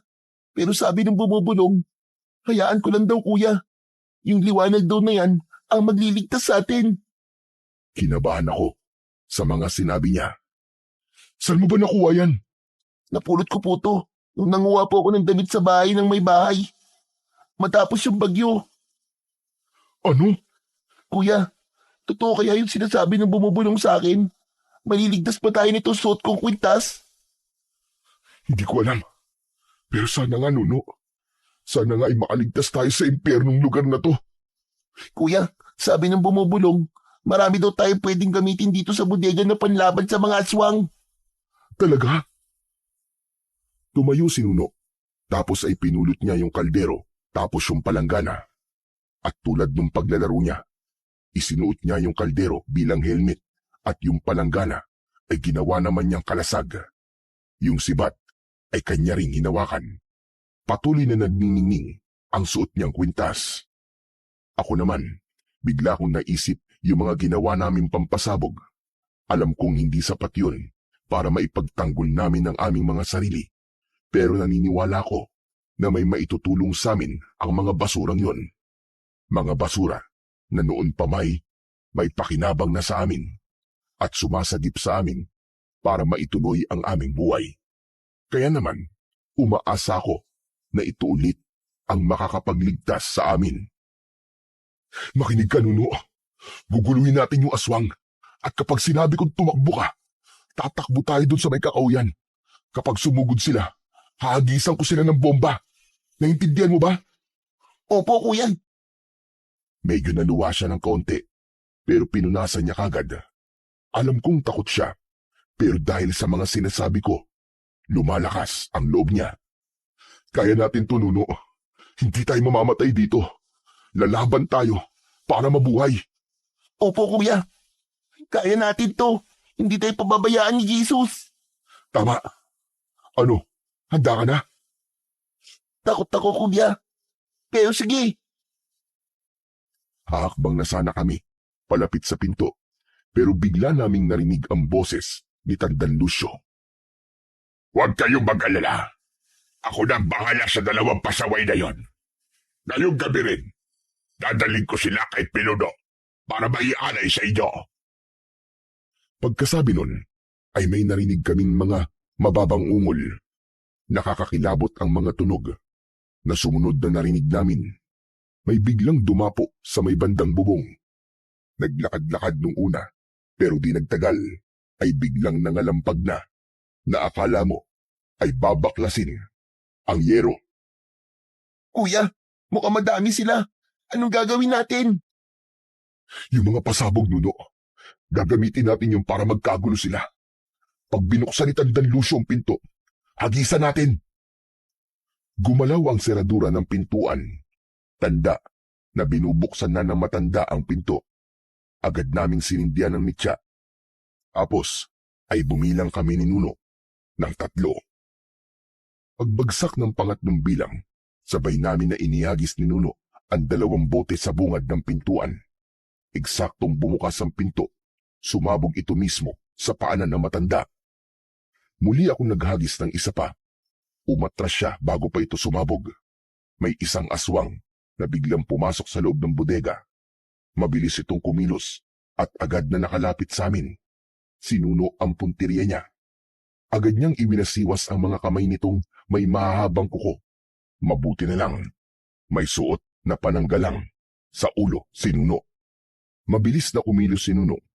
Agad niyang sinaksak ng hawak niyang sibat ang kalaban namin. Matapos tamaan, namatay ito at nasunog hanggang sa naging abo. Maya-maya pa ay may pumasok na grupo ng mga aswang. Agad na nagsinti ng mitya si Nuno at inihagis ang pampasabog sa mga paparating. Isang malakas na pagsabog ang narinig ko. Kasunod nun ay may malakas na apoy na tumupok sa mga aswang na natamaan. Napansin kong iba ang epekto ng mga inihahagis ni Nuno. Mas malakas ito at mas nakakapaminsala sa mga aswang kumpara kapag ako ang nagahagis. Ang galing mo, Nuno. Paano mo ginawa yon? Ang lakas to na. Ewan kuya, baka mas maganda lang yung pagkakagawa ng bote na yun. Sige nga, isa pa. Subukan mo ulit. Habang kinukumbinsi ko siya na subukan ulit, may dalawang aswang pa na lumapit. Agad na nagsindi si Nuno at ako at inihagis yun. Tig-isa ang mga aswang. Pero yung sa akin hindi sumabog. Namatay lang yun. Pero yung kanya, sumabog ito. Umapoy at muling tinupok ang dalawang aswang. Talagang iba yun sa'yo, Nuno. Alam ko na kuya, baka dahil dito sa kwintas ko. Napalingon ako sa kanya. Tama nga ang sinabi niya. Yung ilaw kasi nito, napansin kong hindi na asul, kundi pula na. Marahil yung pulang liwanag na yon ang dahilan. Pero hindi ko na inusisa ang bagay na yon, lalo na at medyo tumahimik na sa labas. Nuno, halika na, tumakas na tayo! Dinala ko ang nag-iisang tira naming pampasabog. Naglakad na kami palabas ng pinto. Nung nasa bungad na kami, nakita namin si Tandang Lucio na nakaupo. Nang tignan ko siya, ay nasugatan pala ang kanyang mga paa. Hindi mo kami mapipigilan. Makakatakas kami ng kapatid ko. Hindi mo makukuha ang kailangan mo sa amin. At hindi mo rin mapapakinabangan yung mga kinuha mo. Ang lahat ng nilikha ay kailangan bumalik sa alamok. Sandali. Anong ibig mo sabihin? Ngumiti ako, pero ngiting sarkastiko. Tapos tumingin ako kay Nuno. Nuno, magsindi ka ng isa. Tapos, hilingin mo dyan sa kwintas mo. Natupukin niya ang bahay para mailigtas at maibaliktas sa Diyos ang katawan ng mga naging biktima na matandang to. At para matahimik na ang bata. Oo kuya. Sandali lang. Huwag niyong gawin yan. Panay ang pakiusap niya, pero hindi kami nakinig. Sandaling umusal ng dasal si Nuno. Tapos ay sa kanya sinindihan ng mitya ng pampasabog at saka inihagis sa loob ng bahay. Unti-unting kumalat ang apoy. Ginapang nito ang saig, papunta sa mga kortina. Mga walang hiya kayo! Yung apo ko! Sinubukan niyang tumayo, pero nahihirapan siya hanggang sa wala na siyang nagawa, kundi ang umiyak at panoorin ang bahay niya na unti-unting tinutupok ng apoy. Tara na, Nuno! Hindi kayo makakatakas! Isinusumpa ko! Marami pa mga aswang ang makakaharap ninyo! Mga mas malalakas at mas makapangyarihan! Hindi kami natatakot! Mamamatay kayo! Isinusumpa ko! Mamamatay kayo! Kasabay ng malakas na sigaw na yon ng matanda, ay nakarinig ulit kami sa may di kalayuan ng mas malalakas na alulong. Naririnig niyo yun? Yun ang mga aswang na papatay sa inyo dahil walang nakakalabas dito ng buhay. Kuya. Halika na, Nuno. Hayaan mo na yan. Pero kawawa si Nuno. Ano? Naaawa ka dyan. Halika na. Kailangan na natin makalis bago pa dumating yung mga aswang. Tumakbo kami ni Nuno, papasok sa kakauyan. Madilim sa kakauyan, pero nagbigay ulit ng liwanag ang kwintas. Ngunit hindi pa man kami nakakalayo, ay may biglang humarang sa amin na aswang. Mabilis na gumalaw si Nuno. Agad niyang sinugod ng aswang at itinarak ang dalang sibat sa dibdib nito. Tumumba yung aswang at hindi na gumalaw. Maya-maya pa, may isang lalaki na biglang lumabas. Agad akong humarang kay Nuno. Sandali lang! Hindi ako kalaban! Nakilala ko kagad ang boses na yon. Yun yung kausap na lalaki ni Tandang Lucio sa labas ng bahay niya nung gabi. Ako si Anselmo. Kapatid ako ni Tatang Lucio. Kapatid ka niya? Masama ka din ba? Papatayin mo rin ba kami katulad niya? Hindi. Hindi ako masamang tao. Sa katunayan niyan ay matagal ko nang kinukumbinsi kapatid ko para lumayas na sa baryo na yan. Pero hindi ko magawa dahil nabaliw na siya. Salamat naman at nakatakas kayo sa kanya at sa mga aswang na nandyan. Tahimik lang ako sa nangyari sa amin ni Nuno. Hindi ko na magawang agad na magtiwala sa kanya. Kaya naging alerto pa rin ako. Huwag kayo matakot sa akin. Tutulungan ko kayo makababa. Yan. Sundan nyo lang ang daan na yan. Bakit di nyo na lang po kami samahan na bumaba? Hindi pwede. Napansin ko kasi na may malakas na apoy. Kailangan kong tignan ang kalagayan ng kuya ko. Sige na, bumaba na kayo. Aalis na din ako. Pagkasabi nun, ay naglakad na ang lalaki papunta sa baryo. Tara na, Nuno! Sige po, kuya. Naglakad na kami ulit. Sinundan namin yung direksyon na sinabi niya. Ilang minuto pa ay napansin namin na may mga bato sa lupa na kumikisla. Makakalabas na tayo, kuya. Paano mo nasabi? Kita mo yung mga bato? Yun yung mga inihagis ko nung paakyat tayo dito. Yung bumubulong sa akin, sinabi niya sa akin nun na mag-iwan daw ako ng mga baka sa lupa. Kaya pala, yan pala ang tutulong sa atin para makalabas. Napatigil ako sandali sa pagkamangha sa kapatid ko. Nagpatuloy na kami sa paglalakad. Ilang sandali pa ay nakababa na kami. Ipinagpatuloy namin ang paglalakad hanggang sa makarating kami sa isang baryo. May tindahan doon na may mahabang bangko. Doon kami nagpahinga. Sa sobrang pagod, agad kaming nakatulog. Kinabukasan, may mga tao na nakapalibot sa amin. Tinatanong nila kung sino kami, kung saan kami nanggaling, at sinagot namin sila na galing kami sa baryo ng Santa Barbara. Agad na nanlaki ang mga mata nila nang marinig yun. Sinabi nila sa amin, matagal nang iniiwasan ang baryo na yun dahil marami nga ang may hinala na pugad daw ng aswang ang baryo na yun. Tinanong nila kami kung totoo yun at sinagot sila ni Nuno ng totoo. Samantala yung mga tao na yun, matapos malaman ang nangyari sa amin, nag-alok sila ng tulong pero tumanggi kami. Sa nangyari sa amin, mas gusto ko na lang na bumalik sa bayan at doon ipagpatuloy ang buhay na muntik nang nawala dahil sa kamay ng mga aswang. Nang paalis na kami, yung mga tao, nag-ambagan sila ng pera at ibinigay sa amin at may isa sa kanila na nagboluntaryong ihahatid na lang kami sa bayan. Pagdating namin sa bayan, bumalik kami sa lansangan pero may agad na nakapansin sa aming mga pulis dahil sa itsura namin. Dinala nila kami sa police station tapos ay nag-report sila sa DSWD. Dinala nila kami sa shelter at doon kami binigyan ng pagkain, damit at matutuluyan. Ilang linggo ang lumipas, unti-unti na kaming nakapagsimula. Si Nuno, pumasok na ng paaralan. Ako naman, tinuruan na magtrabaho sa pag-aayos ng mga gamit at pagre-recycle ng mga patapong bagay. Sa lugar na yon, unti-unti kaming nakaramdam ng kapayapaan na hindi namin natagpuan sa matagal na panahon.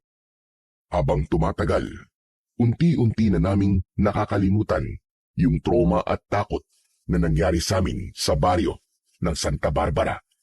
Pero yung naging karanasan namin doon, hindi yun nabura sa isip namin dahil naging bahagi na yun ng buhay namin at siyang nagdala sa amin sa isang panibagong simula.